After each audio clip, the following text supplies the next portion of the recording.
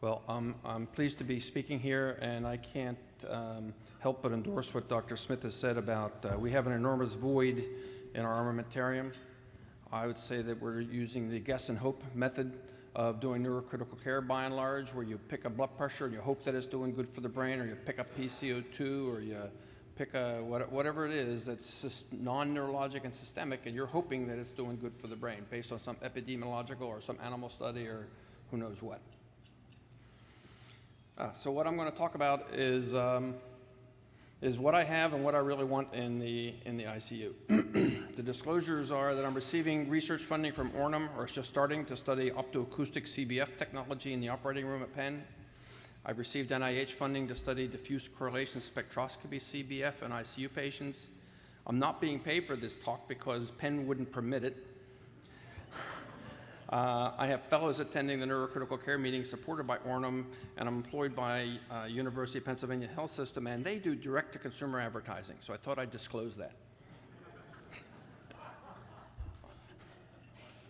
So what I have and what I want for the brain, I want to talk about blood flow assessment, metabolism assessment, and oxygenation assessment. So, and these are going to be described with the Mr Yuk Scale. In terms of accuracy, invasiveness, true monitor, and in difficulty, and I want a monitor that has no yucks attached to it. And you'll be seeing how I present this. So cerebral blood flow, what I have or what I've worked with in the years past. First of all, there's transcranial Doppler. You know, it's not really that accurate for blood flow. It's a little bit accurate. It's not invasive, and that's great. It's really a lousy monitor. You know, you can see at the bottom of this slide, I don't have a pointer, but there's a pointer in this thing. I did actually train, with Howard's help, some of the nurses in the neuro ICU at Pitt many years ago, and we trained them to do TCD and keep it on and put it with a strap, which is like in the lower left-hand corner of this slide. And this figure just shows a patient in vasospasm who goes for papaverine infusion and comes back, and there's a dramatic difference. It's possible to use it as a monitor, but it's very difficult. And that's probably just our only good case that we had. All the others, I think, kept falling off and losing its signal. Jugular bulb, it really doesn't give you an accurate CBF. Oh, Johnny on the spot.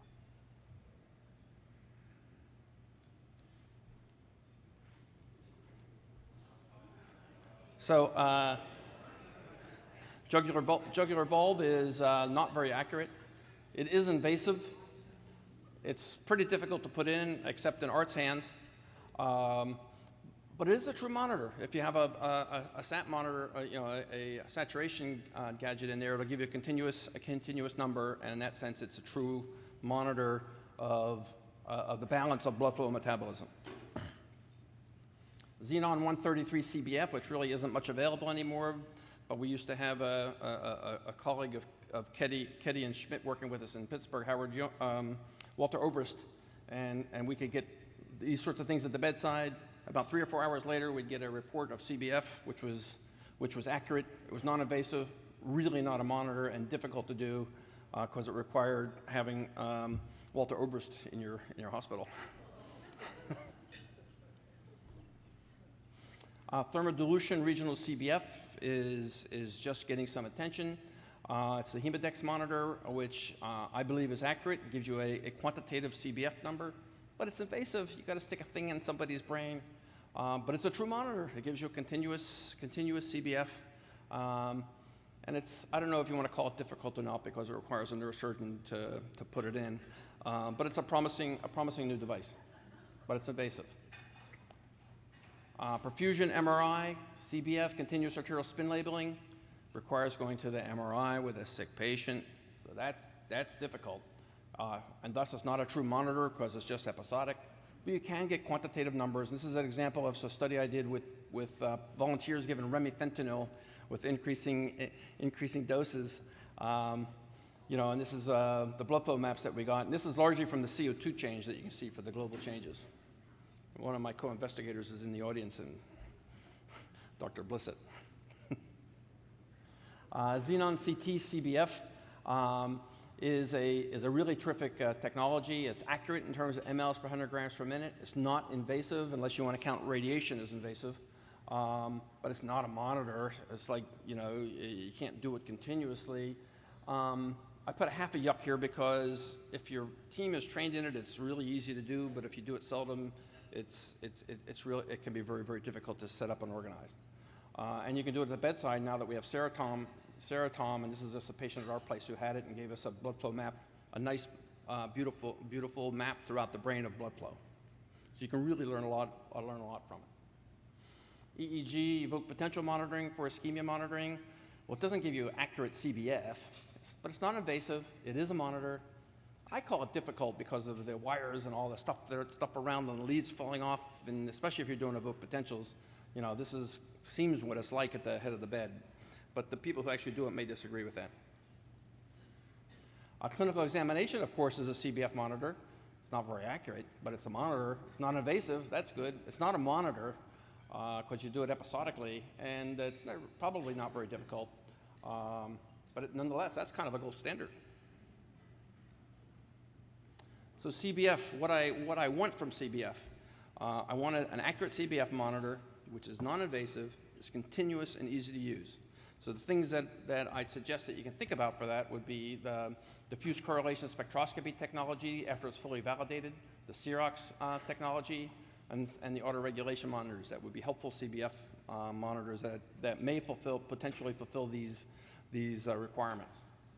So the Ornim device that has come out is FDA approved, and it's a tissue oximeter, and it's a combined monitor of blood oxygenation and blood flow. And the following slides are provided to me by Ornim, at least the ones that have Ornim stuff on them.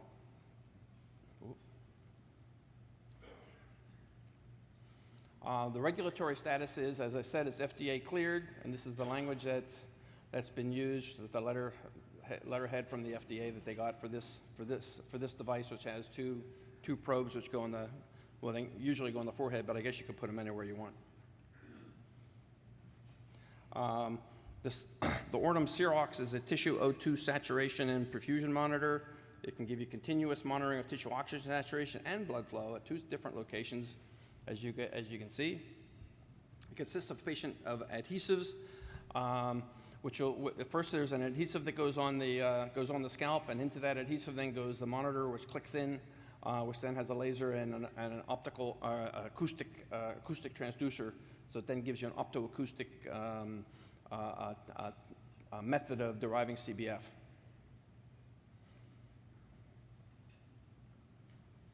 Their core technology.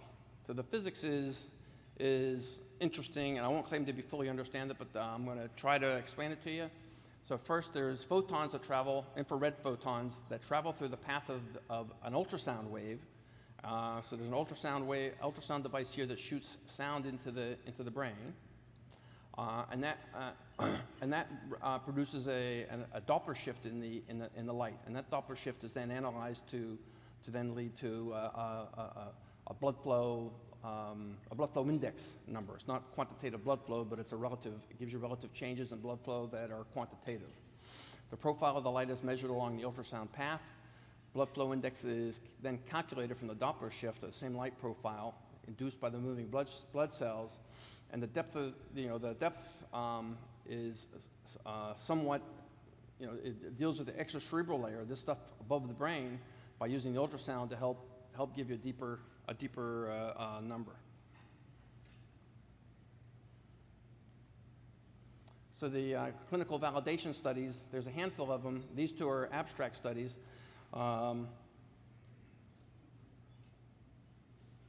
This one here, there is a correlation of the jugular saturation in the jugular sinus versus the Xerox numbers, showing a decent correlation. And this is a correlation in a couple of hyperventilation challenges with the Hemodex Thermodilution invasive monitor, showing very nice correlation in these 2 examples. There was a study with SPECT with acetazolamide, which showed the cerebral blood flow index. versus the CBF at the baseline, 15 minutes and 30 minutes, and the 15-minute point correlated statistically significantly okay with the acetazolamide change. At my place, my initial experiences with this device, we did interoperative data gathering and analysis. Now, in the OR, is there really a great place to see if a CBF monitor works? Because every patient that I put to sleep with propofol has about a 50% drop in CBF. Well, that, so I can put this thing on and see, well, does it drop? Does it detect that or not?